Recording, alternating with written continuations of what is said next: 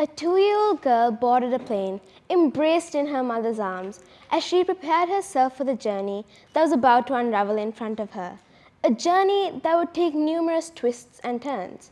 Would such a tiny and fragile soul be able to handle the stones of burden that would be thrown at her?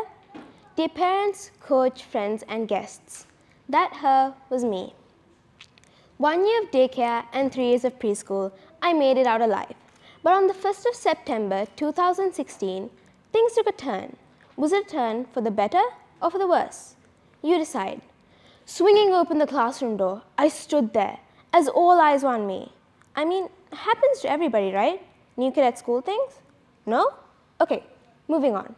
I walked in, a million thoughts rushing through my head. It feels like a dream to have somebody always look after you. But the moment you're left to fend for yourself in the real world, you're practically stuck. Brushing off the thought, I sat down. A few moments later, a girl came striding in with the confidence of a queen, something that I lacked dearly.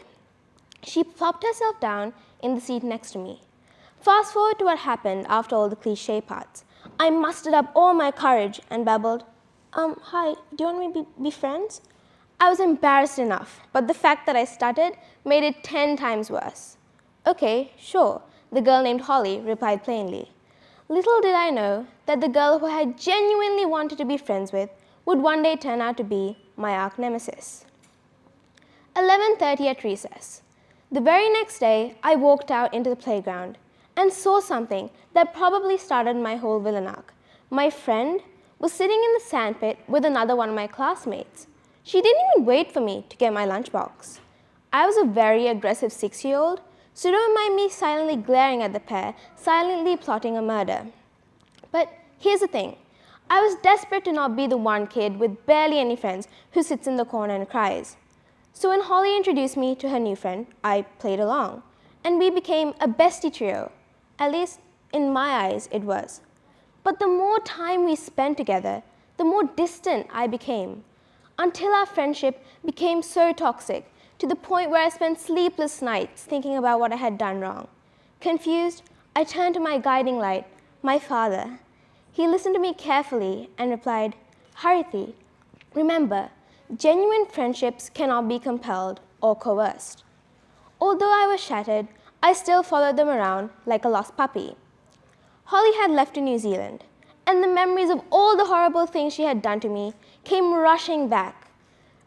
The overwhelming feeling of realization took over me as I realized that I had been trying to please somebody that I had genuinely stopped caring about at some point in our so-called friendship. That day, I had rushed into my father's arms and cried for hours as the overwhelming feeling of realization took over me. Reality hit me hard as I realized that I had been blinded by my own greed for a friend and my desperate need to not be lonely. Friends, friendship is not something we should, and it's something we shouldn't force on ourselves. It's something that blossoms through genuine love, care, and understanding of each other. Always remember what my father said.